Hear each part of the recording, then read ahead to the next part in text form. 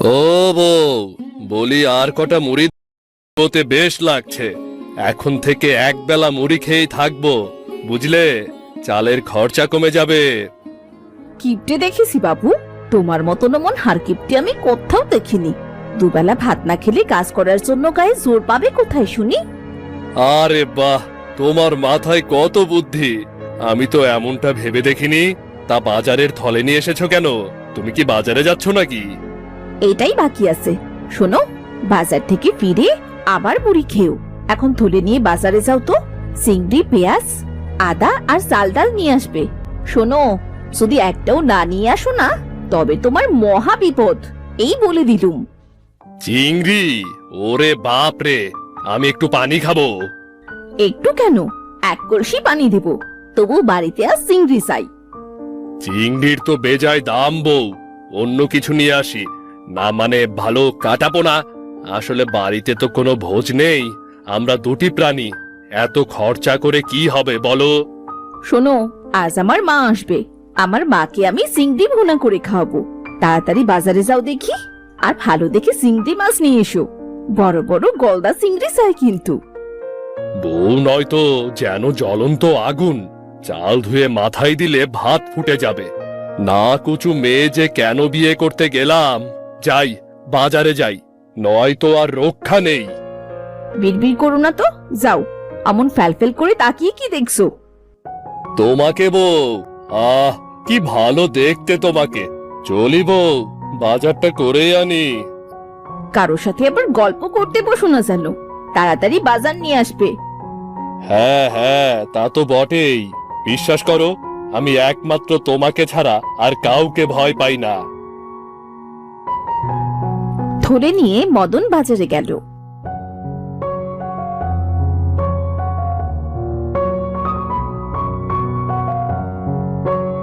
মেঘলা দিনের জন্য আজ বাজারে তেমন ভিড় নেই।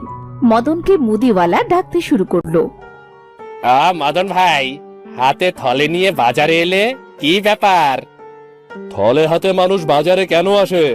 বাজার কি দর্শনীয় স্থান নাকি যে ঘুরতে আসবো? আহা, রাগ করছো কেন?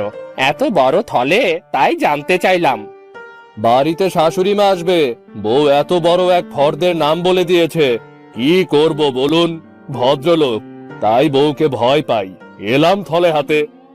পুরুষ মানুষের আর কাজ কি? ঘরে গিন্নিকে ভয় পেয়ে চলতে হয়, তারপরে আবার আরেক ভয়ের নাম শাশুড়ি। তা কি লাগবে বলো? ভালো দেখে 5 সের চাল দাও, আর 1 সের ডাল, আর তেল দিও, সাথে মশলাও দিও। দেখো বাপু, ভুল যেন না হয়। আরে না না, ভুল হবে কেন? এই নাও মদন ভাই, আমি সব গুছিয়ে দিয়েছি। তোমার সব মিলিয়ে ওই 1000 টাকা হয়েছে। দাও দাও, থলে দাও। আর এই নাও তোমার টাকা। যাই, আবার মাছ কিনতে হবে, দেরি করলে চলবে না। মদন এলো মাছের দোকানে। মাছওয়ালা বসে মাছের মাছই দাঁড়াচ্ছিল। মদন ভাই, কি মাছ দেব? দেখো দেখো, সব একদম টাটকা। কাতলাটা দেখেছো? এখনো লাফালাফি করছে। না না না না, কাতলা নয়, আমার চিংড়ি চাই। আমাকে 1 সেরের মতো চিংড়ি দাও, বড় বড় দেখে দিও, শাশুড়ি খাবে। ছোট মাছ পাতে পড়লে আমার কিন্তু মান থাকবে না। তুমি কি বোকা মদন ভাই? শাশুড়িকে কেউ চিংড়ি মাছ খাওয়ায়? গোটা কাতলা নিয়ে যাও, মাথা দিয়ে মুড়ি ঘন্ট, আর সর্ষে দিয়ে বেগুন দিয়ে পাতলা ঝোল করে নিও। আহ, মজা করে খাবে, বুঝলে? আর তোমার গুণগান করবে। শাশুড়ি খুশি তো গিন্নি খুশি, আর সংসারে শান্তি। কি বলছো ভাই? কাতলা পেলে বউ শাশুড়ি দুজনেই খুশি হবে? সত্যিই তো। আমার দোকান দেখো না, এই দোকানে কত মাছ। তবে শ্বশুর বাড়ির কুটুম এলে আগে সবাই কাতলা নিয়ে যায়। তবে আমাকে সবচেয়ে বড় কাতলাটাই দাও না।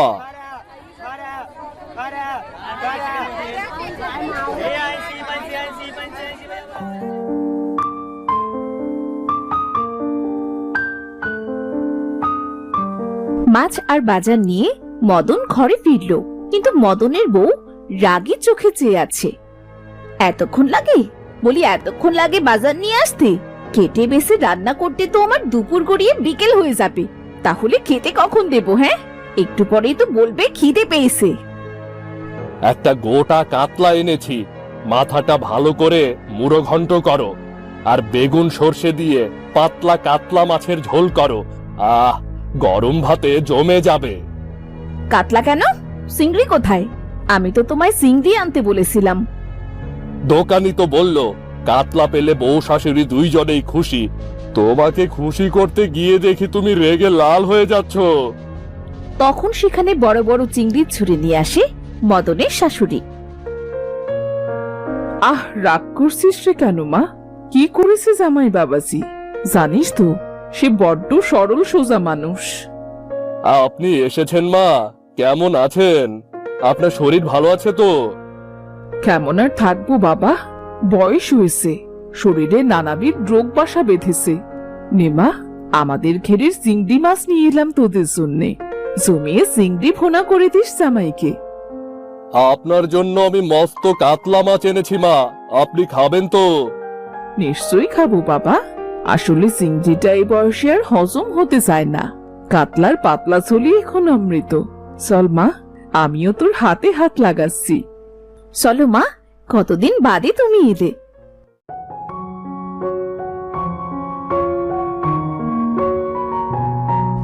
মদনের বউ আর শাশুড়ি রান্নার কাজে ব্যস্ত হয়ে পড়ে, কিন্তু মদনের মাছওয়ালার উপর খুব রাগ হয়।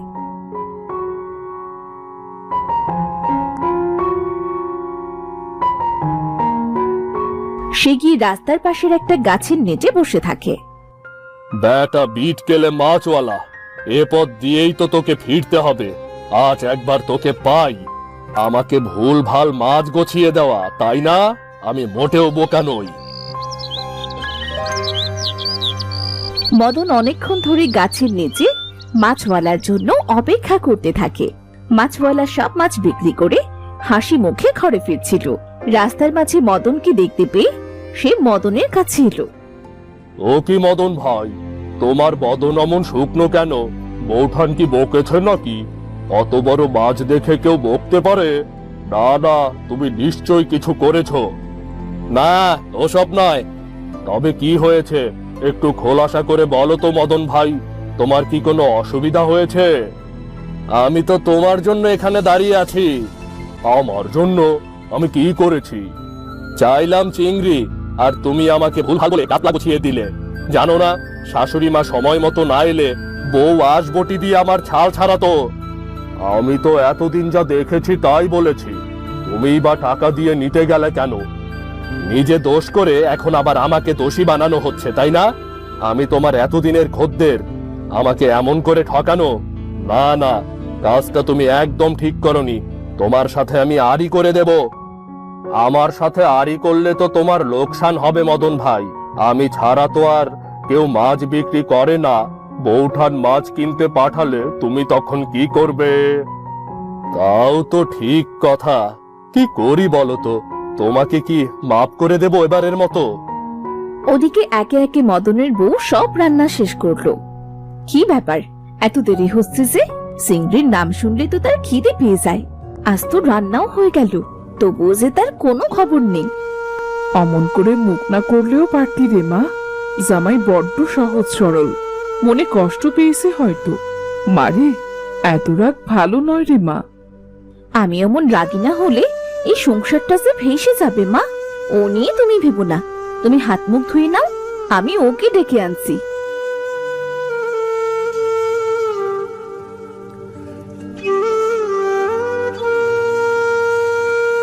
মদনের বউ হাঁটতে হাঁটতে এলো মদনের কাছে।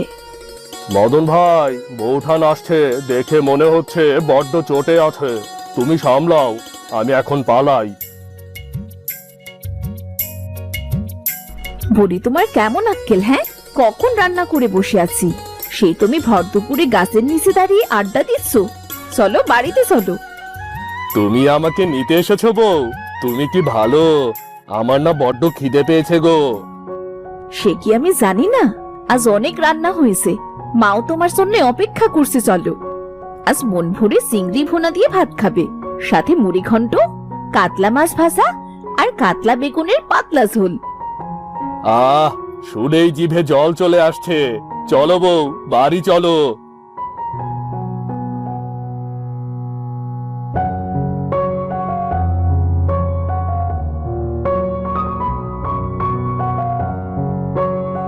ঘরে ফিরে মদনের বউ আর শাশুড়ির সাথে একসাথে খাবার খেতে বসে।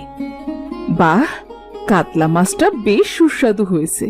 বাবা জীবন তবে বাজার করতে শিখেছে। আপনার ভালো লেগেছে মা? আপনি খুশি হয়েছেন? হ্যাঁ বাবা, খুব খুশি হয়েছি। আমাদের ওখানে আর এমন মাছ কোথায় পাওয়া যায়? সকলেই চিংড়ি চাষে মন দিয়েছে। বেশ, মা যখন খুশি তখন আর মাছওয়ালার সাথে আরই করব না, ওকে মাফ করে দিলাম। সামনে খাবার নিয়ে বসে আবারও কথা বলছো? চিংড়ি ভুনাটা কেমন হয়েছে বলো তো? আহ, অমৃত! তোমার হাতের সব রান্নাই তো মজাদার। তোমার মতো রাত্রে কেউ জানে না বউ। একটু চিংড়ি ভুনা চেকে দেখুন। ও ঠিক আছে, তোমরা মন ভরে খাও। আমি তো কটা দিন আসি, বেশ জমিয়ে দিন কাটাবো তোমাদের সাথে। ঠিক আছে মা, নাও মা, চিংড়ি নাও। হার দিস না, পারবো না রে। তুই বরং বাবা জীবন খেতে, বেচারা চিংড়ি খেতে বড্ড ভালোবাসে। আপনি খুব ভালো মা। ও বউ, আর একটু ভাত আর চিংড়ি দাও। কি যে মজা!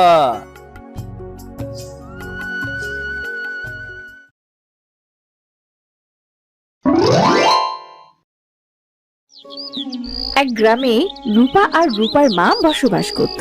তাদের দিন ভালোই কাটছিল। রূপার বাবা কাজের জন্য বেশ কিছুদিন আগে বাড়ির বাইরে গিয়েছে। আজ কতদিন হয়ে গেল, মানুষটার একটা খবরও পেলাম না। আসবো আসবো বলে তো বাড়িতেও এলো না। কতদিন যেমন টেনে টুনে সংসার চালাবো।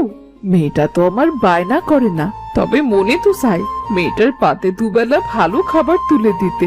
ও বিধাতা, একটু মুখ তুলে চাও, এভাবে যে আর চলছে না। হাত বাড়তে বাড়তে বিড়বিড় করছিল রূপার মা। খাবার বেড়ে সে মেয়ের কাছে এলো।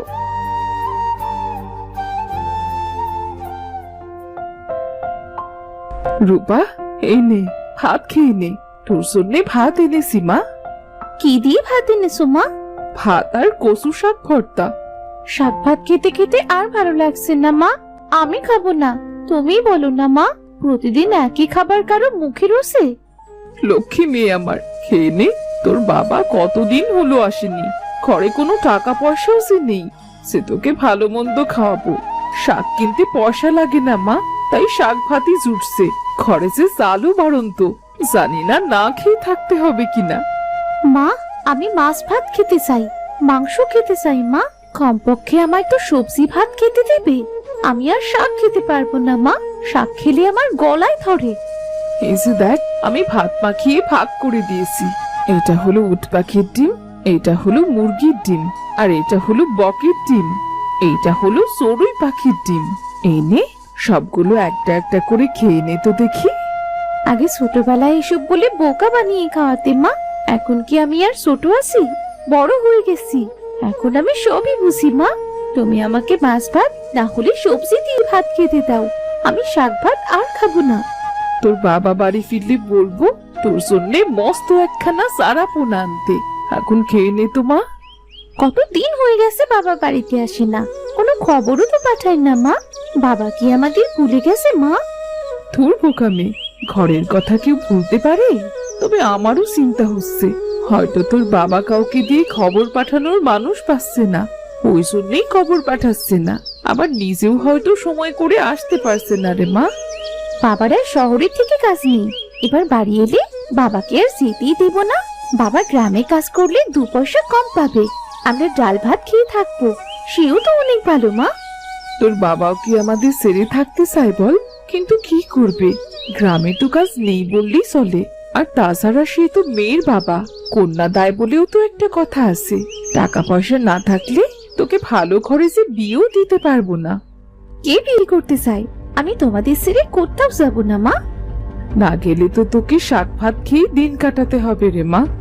সে হয় হোক, তবু আমি তোমাকে আর বাবাকে ছেড়ে কোথাও যাব না। সব সময় আমি তোমাদের সাথেই থাকবো। আর তোমরাও কি আমাকে ছেড়ে থাকতে পারবে? সে তখন দেখা যাবে, এখন চুপটি করে খেয়ে নে তো দেখি। কিছুক্ষণ পর রূপাদের বাড়িতে ওদের প্রতিবেশী লাল মিয়া এলো। কি গো রূপার? কিছুদিন এখন আমাদেরই কিছু করতে হবে, না হলে আমাদের সংসার চলবে কি করে মা? হ্যাঁ রে মা, আমিও তাই ভাবছি। তোর বাবা মারা গেছে, এখন আমারই কিছু করা দরকার। কিন্তু তুমি কি করবে মা? তুমি যে কাজই করবে আমি কিন্তু তোমায় সাহায্য করব মা। কিছু একটা তো করতেই হবে। আর তুই কি করবি? তুই তো ছোট মানুষ রে। কাল লাল মিয়া ভাইজানকে বলে দেখি তাদের বাড়িতে কোনো কাজ দেয়া যায় কিনা। ঘরের কাজ ছাড়া যে আমি কোনো কাজও জানি না।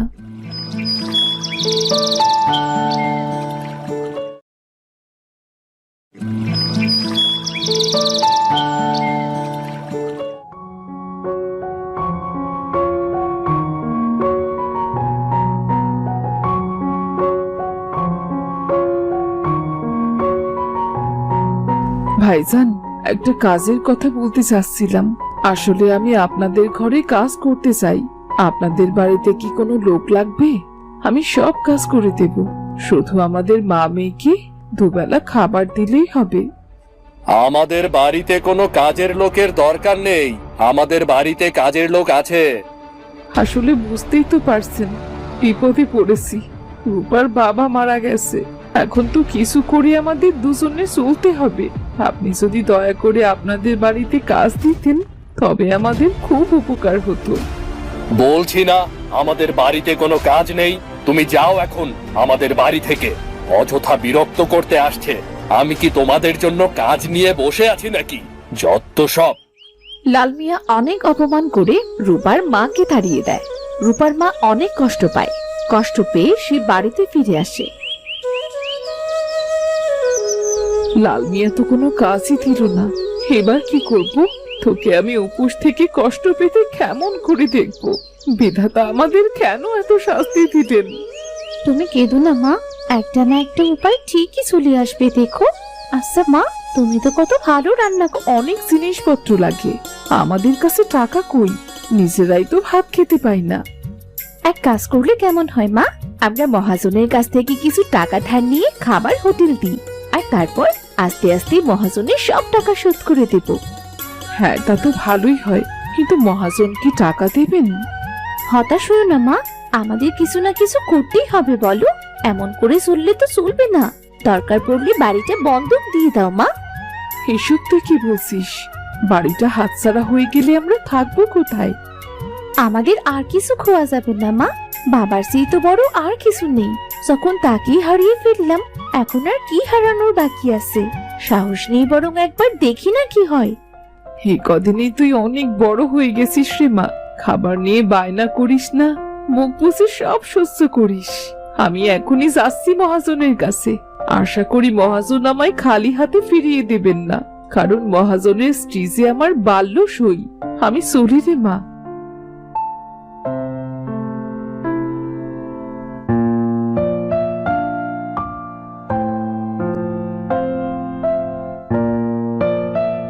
তারপর রূপার মা মহাজনের কাছ থেকে কিছু টাকা ধার নিয়ে আসে।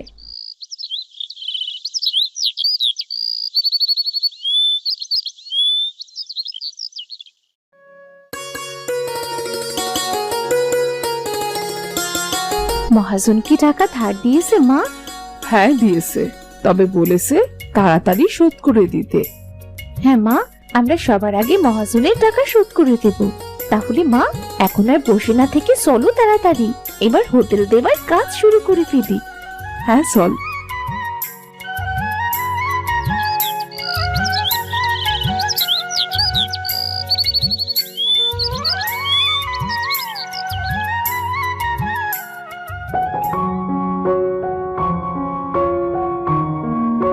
তারপর রূপা ও রূপার মা মিলে একটা হোটেল দেয়।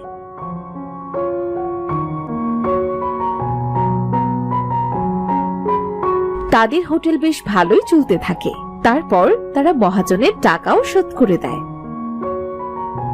মা, আমাদের মহাজনের থেকে নেওয়া ঋণ শোধ হয়ে গেছে মা। এখন আমাদের ব্যবসাটা দাঁড়িয়ে গেছে, কিন্তু দিন দিন মানুষজন একই রকমের তরকারি খেতে খেতে বিরক্ত হয়ে গেছে। এবার কি করব? হ্যাঁ তাই তো দেখছি, মানুষের ভিড় অনেকটাই কমে গেছে এখন। মনে হয় মাছ মাংস আর ডিমের ঝোলের সাথে আমাদের অন্যরকম খাবার যোগ করা লাগবে। কিন্তু মা, অন্যরকম খাবার দিলে তো বেশি খরচা হবে। বেশি দামে মানুষ কি খাবার খেতে চাইবে? না রে মা, আমি কারো থেকে বেশি টাকা নেবার কথা বলছি না। আমাদের এখানে কচু শাক সারা বছর পাওয়া যায়। আমরা যদি কচু শাক ভর্তা ফ্রিতে দেই তাহলে স্বাদেরও বদল হবে, আর ভর্তা খেলে মানুষের রুচিও বাড়বে। হ্যাঁ মা, আমাদের এখনই উচিত নতুন কোনো কিছু তৈরি করে বিক্রি করা। তাহলে মানুষজনের সেটার প্রতি আগ্রহ তৈরি হবে। তুমি যখন বলছো, তবে ভাতের হোটেলে আজ থেকে কচু শাক ভর্তা দেওয়া শুরু হবে। তুই দেখিস, মানুষ এটা অনেক পছন্দ করবে। আসলে আমরা তো বাঙালি, ভর্তা আমাদের প্রিয় খাবার, আর কচু শাক হলো বাঙালির আবেগ। আচ্ছা, তুমি যখন বলছো তাহলে তাই করো মা।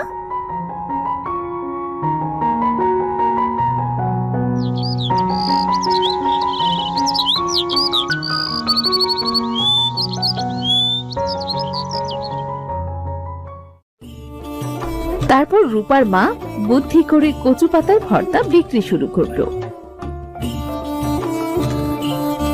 ভাতের হোটেলে ভর্তা সহ আবারও খাবার অনেক ভালো বিক্রি হতে শুরু করলো। মা, সত্যি তোমার বুদ্ধি অনেক কাজে লেগেছে। কচু পাতা ভর্তা বিক্রি করার পর থেকে মানুষজন অনেক ভিড় করছে খাবার জন্যে। তোকে বলেছিলাম না, মানুষজন অনেক পছন্দ করবে। হ্যাঁ মা, তুমি ঠিকই বলেছিলে। তোমার হাতের কচু পাতার ভর্তার জবাব নেই মা। সত্যি বলতে তোমার হাতের সব রান্নাই অনেক মজা। মায়ের হাতের রান্না মজা হবে না তো কার হাতের রান্না মজা হবে?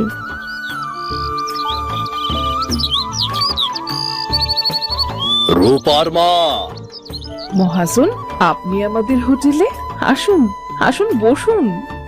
বসবো না রূপার মা, এ পথ দিয়ে যাচ্ছিলাম। তোমাদের হোটেল আর তোমাদের উন্নতি দেখে বেশ খুশি হলাম। তোমরা এভাবেই এগিয়ে যেও। সবই আপনার দয়া। সেদিন আপনি টাকাগুলো ধার না দিলে কিছুই হতো না।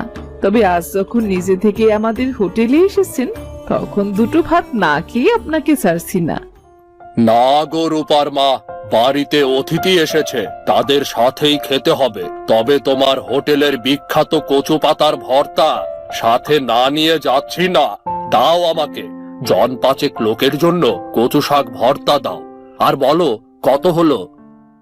এই নিন মহাজন কাকা, মন ভরে খাবেন, কোনো পয়সা দিতে হবে না। আমার মায়ের হাতের এই ভর্তা সকলের জন্য বিনামূল্যে। বাহ, খুব ভালো। তোমরা এগিয়ে যাও। আজ যদি খেয়ে ভালো লাগে তবে আবার আরেকদিন না হয় আসবো।